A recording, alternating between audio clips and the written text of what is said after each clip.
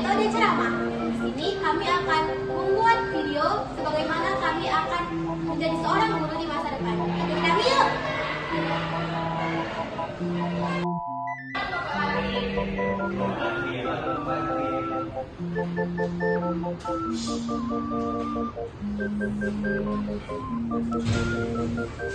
Halo anak-anak.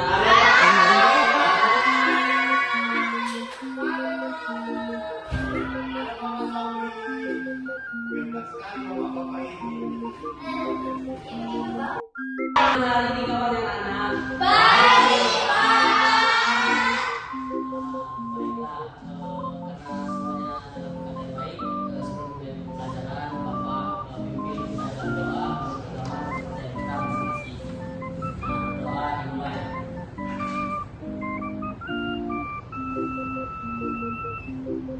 Berdoa selesai. Amin. Nah, sebelumnya kan di sini baru pertama kali kami masuk. Nah, kita kan belum saling mengenal. Nah, izinkan kami memperkenalkan diri kami masing-masing. Saya Adrian Subakti dan teman-teman saya. Saya Nurlandia. Saya Nurlandia.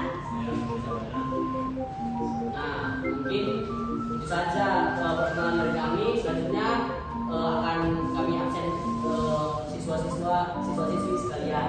Baik, Bapak. Kalau dipanggil namanya, angkat tangan ya. Iya. Anak. Ibu, Dian Sandika. Ayo, Bu. Siti Syaria Azima. Fatur Rahman Damanin. Saya, Bu. Dewi Siagian. Angel Limei. Natal Mandea. Franciscus. Angelina Brutu. Siti Mati. Abdul Latif. James Sitepu. Oke, berarti semuanya hadir ya. Kelihatan kayaknya kalian semangat kali ya nggak belajar sejarah ini. Iya, Bu. Oke, kalau gitu kita akan masuk ke materi yang nanti akan dijelaskan oleh rekan saya. Jadi dengarkan baik-baik ya. Baik, Bu. Nah, sebelum masuk materi, Bapak ingin tanya, apakah anak-anak sekalian tahu tentang atau pernah dengar istilah G30 SPKI? Yang tahu angkat tangannya. Saya, Pak. Nah, baik. Di 30 SKI adalah insiden dan tragedi yang terjadi pada 30 September 1965 yang dipelopori oleh Partai Komunis Indonesia, Pak. Wow. Wah, bagus ya. Ya, nah. Nah, betul sekali yang telah dipaparkan oleh teman-teman kita. Nah, apa ada lagi yang ingin menambahkan? Sepertinya tidak ada lagi ya anak-anak. Nah, betul yang dikatakan si Fatur penjelasannya tadi. Nah, untuk selanjutnya kita masuk ke ice breaking dulu yang akan dibawakan teman kita. Jadi kayaknya masih ada yang kurang fokus nih. Jadi kita ice breaking dulu ya. Ice breaking kali ini saya mau buat, kalau saya sebut satu, kalian tepuk teman di sebelah kanan kalian sambil katakan hey. Gitu. Kalian depan teman-teman. Begini kok ya. Kalau misalnya saya bilang dua, kalian lakukan gerakan sik gitu.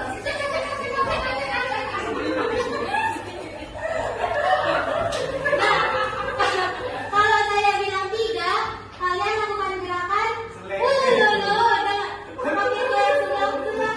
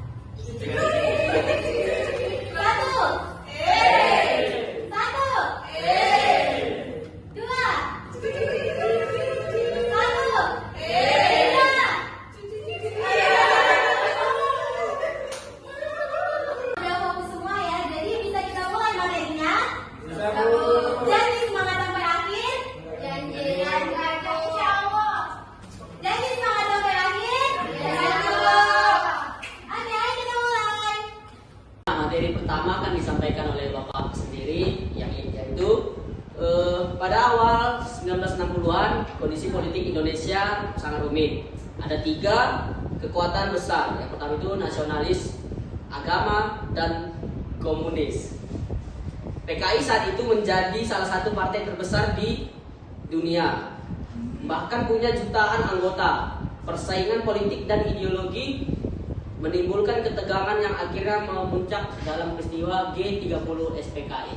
Nah, anak-anak, jadi peristiwa ini tuh terjadi pada tanggal 30 September 1965 dan itu terjadi ketika malam hari.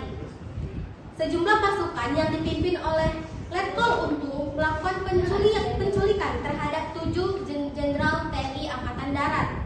Kemudian para jenderal ini dibawa ke sebuah tempat. Adik tahu nggak nama tempatnya apa? Lubang Buaya. Iya, benar sekali, Lubang Buaya. Mereka dibawa ke Lubang Buaya dan gugur di sana. Peristiwa inilah yang kemudian disebut dengan peristiwa G30 SPKI. Peristiwa G30 SPKI ini menimbulkan guncangan besar. 7 perwira TNI Angkatan Darat menjadi korban dalam PKI ini. PKI menjadi dituduh sebagai dalang dari semua peristiwa kejadian G30 SPKI.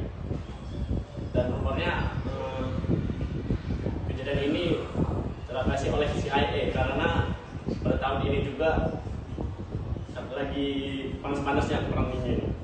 Dan setelah itu muncullah surat perintah 11 Maret yang bagi Soeharto seperti lampu hijau untuk naik ke bangku presiden, ke kursi presiden. Mengenai 30 SPKI. Apakah anak apa yang bisa kita pelajari dari 30 SPKI? Baik, kalau ada yang nanya ibu tahu ya. Yang pertama itu pentingnya persatuan bangsa, yang kedua kewaspadaan terhadap ideologi yang tidak sesuai dengan Pancasila. Yang ketiga itu sejarah mengajarkan kita agar bangsa tidak mudah terpecah belah karena akibatnya bisa sangat fatal. Jadi jangan pernah anggap remeh sejarah itu. Nah, kami telah memaparkan materi seputar PKI tadi. Apakah anak-anak sekalian ingin ada pertanyaan? Saya Pak. Ya, Francisco silakan. Pak, kenapa ya PKI itu bisa menjadi organisasi yang sebesar itu ya Pak? Terima kasih. Wow, good question. Pertanyaan bagus. Nah, kenapa PKI itu bisa sebesar itu pada masanya ya? Karena PKI itu dekat dengan kebijakan pemerintah dan mereka juga aktif dalam organisasi massa. Sebabnya anggotanya banyak dan terus lama-lama kian bertambah. Nah, apakah ada lagi yang ingin bertanya? Sepertinya anak yang di ujung sana ingin bertanya.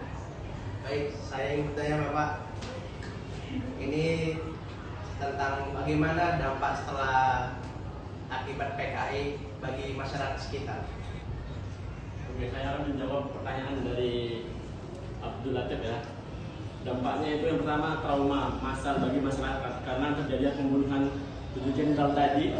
Otomatis masyarakat menjadi takut untuk seperti keluar karena memotret G30 SPKI ini.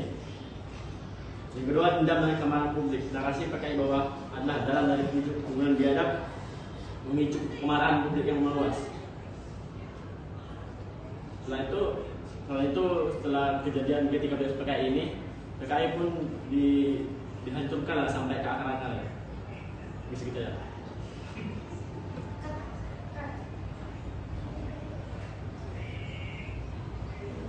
Nah, cukup sekian materi dari kami, Bapak dan Ibu Guru yang telah menyampaikan. Nah, kami harap anak-anak dapat mengerti apa yang telah kami sampaikan dan juga Bapak ingin mengingatkan tugasnya dikumpulkan tepat waktu di minggu depan. Selamat sore anak-anak.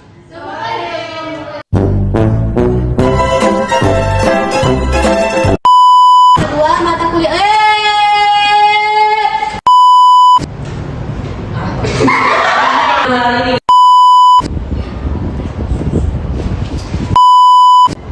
Selanjutnya, nggak ada minum. Ayo.